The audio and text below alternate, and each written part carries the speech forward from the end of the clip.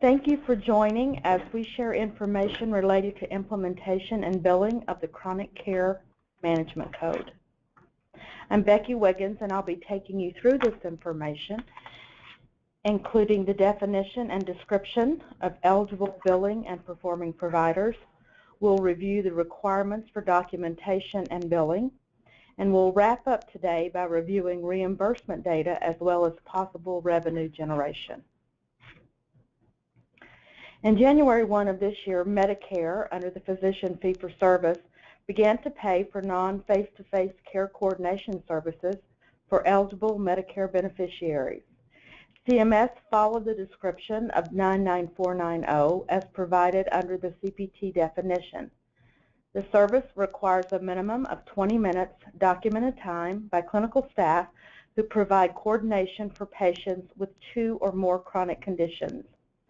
We will review the requirements for the comprehensive care plan a little later in the program, but suffice to say the care plan is an integral piece of this care coordination.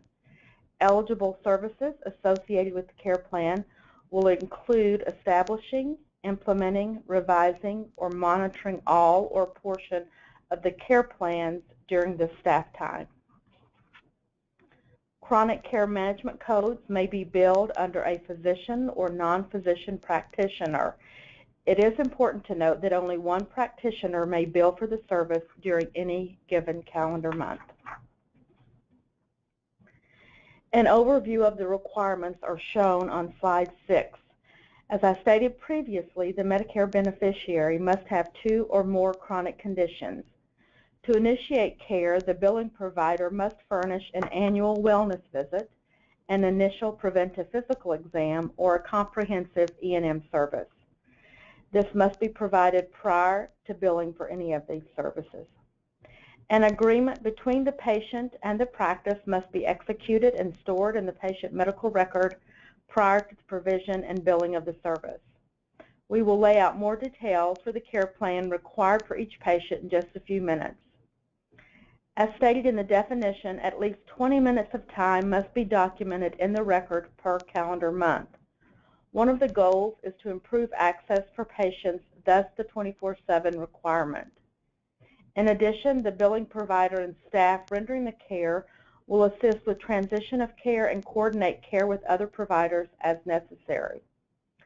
All the requirements may appear to be a daunting task, but as we look more closely at each, we will discover that practices are already providing some or all of these services.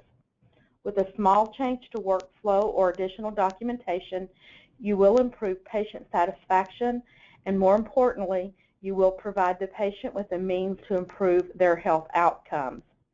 In addition, you can begin to receive reimbursement for these services to help with the cost. Examples of chronic conditions are listed on slide 7. This is not an all-inclusive list, but an example of some of the most common conditions. 2013 data from the Centers for Disease Control and Prevention described 2 out of 3 Medicare beneficiaries as having 2 or more chronic conditions. 1 of 3 were found to have 4 or more chronic conditions. Unfortunately, these numbers probably have not improved in the past 2 years, but with some coordination of care, we may be able to help minimize some acute episodes. CMS is quite clear on the purpose and content of the patient agreement. The consent must include a definition and a description of chronic care management services. You must also include means to access the service.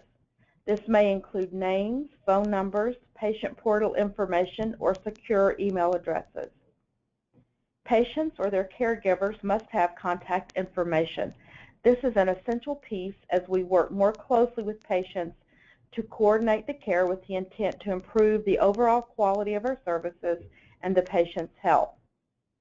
Patients must be informed that deductible and co-insurance applies to these services. Patients should understand that they will receive a bill for their portion of the monthly charge. This will generally average $8 a month. Be aware patients may question why they are receiving a bill for services when they were not in the office. Additionally, you must be explicit about the fact that we as providers will be sharing the patient's information electronically to other providers as needed to coordinate care. I would suggest verbiage in this consent to assure that all patient information will be secure and that all HIPAA requirements will be met. The patient must also be informed that they have the right to revoke the service or choose another provider to provide these services for chronic care coordination. With that said, only one patient agreement must be completed. No need to review and renew each year. Comprehensive care plan is the next topic for our discussion. Please note I have included the assessment components that must be included. The care plan must be electronically stored. Each patient must have an individual care plan on file that is accessible at all times by any member of the practice that will be providing services for this care. The patient must receive an electronic or paper copy, and it's essential that you note in the chart that the patient has received their copy. If the patient requires care outside of your practice, you must provide an electronic copy to those providers. CMS has stated that fax is not sufficient. I have included some examples of acceptable means of communication, such as the Health Information Exchange. On slide 10, I have included elements that are typically included in a comprehensive care plan. Additional elements may be necessary to address all of the patient's concerns and issues. A complete problem list of current and active diagnoses, as well as past diagnoses relevant to the patient's current care, must be included. A patient with a previous heart attack with no additional issues for 7 years presents with congestive heart failure and diabetes. The previous MI should be listed on the problem list as an additional information related to current issues of CHF. Also, we should include outcomes and prognosis with measurable treatment goals. Symptom management is an important element. For example, a patient with congestive heart failure may have goals related to weight gain due to fluid retention. The symptom of weight gain should be addressed with goals, and also management of this symptom may include medication, decreased fluid intake, or diet restrictions. If additional interventions are needed, they should be included along with the individual responsible. Medication management is important. Not only the medication reconciliation, but also patients' compliance to the medication regimen should be documented. If the patient displays medication compliance issues, we should be able to offer a suggestion to improve compliance and monitor the improvement or continued failure. Any additional services ordered or care coordinated outside the practice should be included. Practices should have a process or workflow to review care plans and provide revisions as necessary. As previously noted, 20 minutes of clinical staff time per calendar month is required. As with any CPT code based on time, the actual time should be documented in the medical record to support billing compliance. The service may be provided as incident to the billing provider. Please review the incident to billing rules if needed.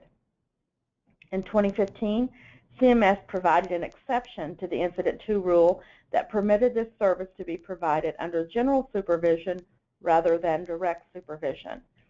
This opened the door to third-party providers that supply the service at a centralized location. Please watch guidelines for 2016 related to the supervision requirement.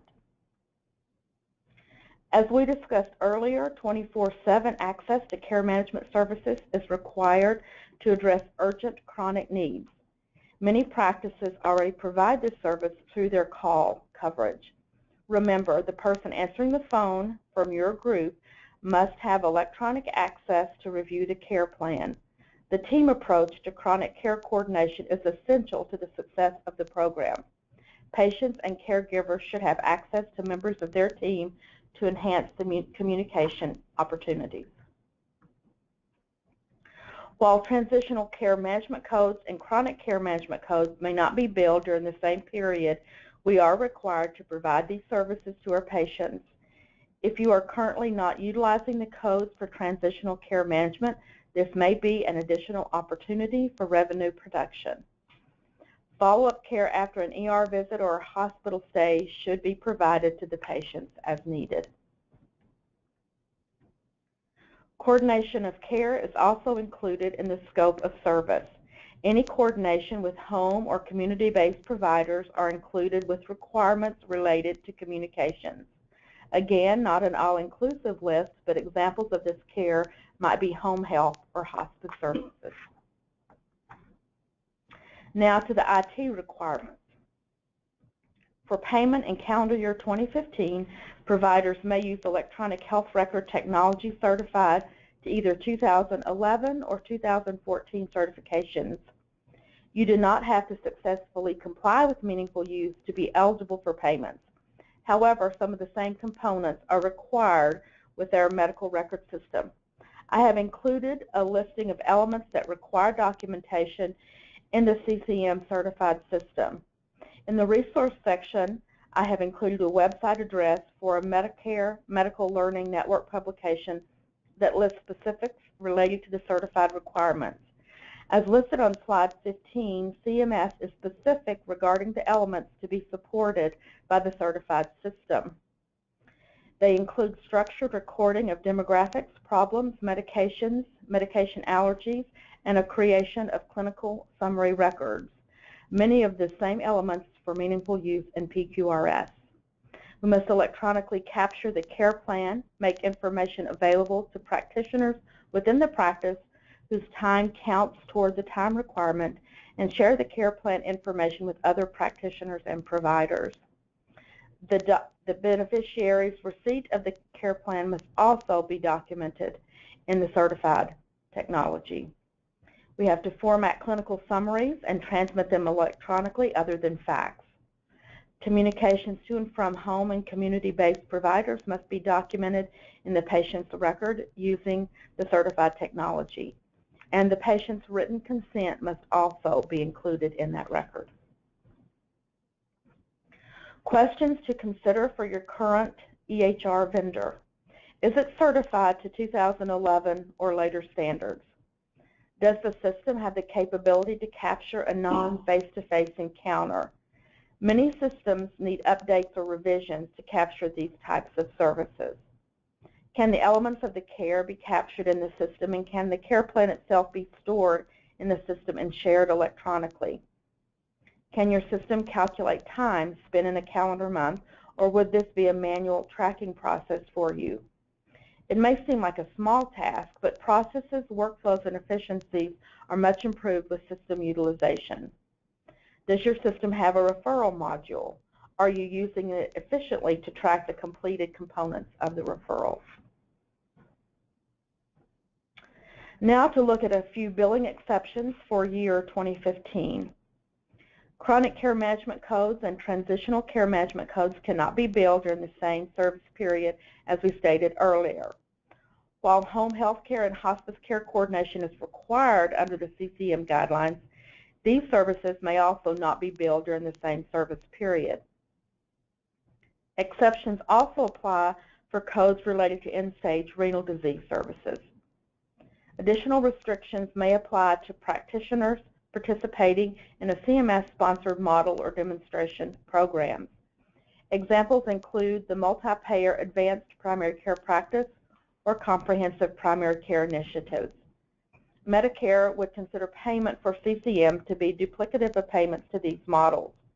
As more models and initiatives are offered by Medicare to primary care providers, additional restrictions will be addressed by Medicare. A note for rural health clinics and federally qualified health centers. In 2015, these centers were not eligible for CCM reimbursement. Effective January 1, 2016, both rural health clinics and FQHCs will be able to bill for CCM services if all of the requirements are met. Slide 19 illustrates an estimated annual gross revenue for a practice based on benchmarks. Again, the annual number of unique patients for an internal medicine physician is about 2,500. according to MGMA cost survey data.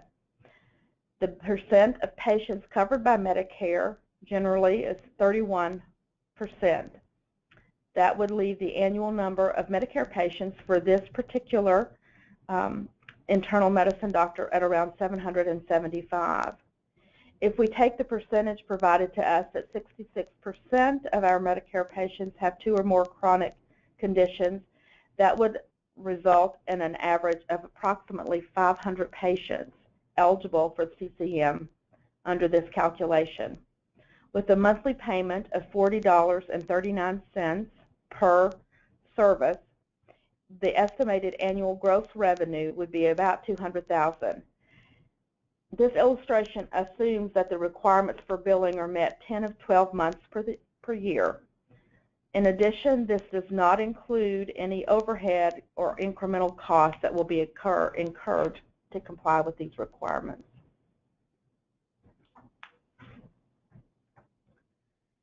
The coordination of care for chronically ill patients forces us to place less emphasis on sick visits and more emphasis on a coordinated, proactive approach to patient care. This is often a practice's first step toward pay for quality and managing our patient's care. It's also the first opportunity to institute workflows and processes that focus on quality and patient health. So if you want to say, where do I get started, the first thing you need to do is to look at your EHR capabilities to see if they are capable of providing the required elements. You need to identify your patients with 2 or more chronic conditions. Inform the patients and secure the documentation of the consent in the medical record. Then you'll need to build a care plan for each patient. Document your monthly activities and the time spent coordinating their chronic care, and be sure that those are documented with the individual providing those services, the clinical staff, in your record. If the patient chooses to terminate or change the providers, this termination notice must be documented in the patient record as well. Attached now on slide 21 are the resources. Those will include some cost survey data, also data from the CDC regarding chronic care conditions, and the Medicare Learning Network publication related to CCM services. Thank you.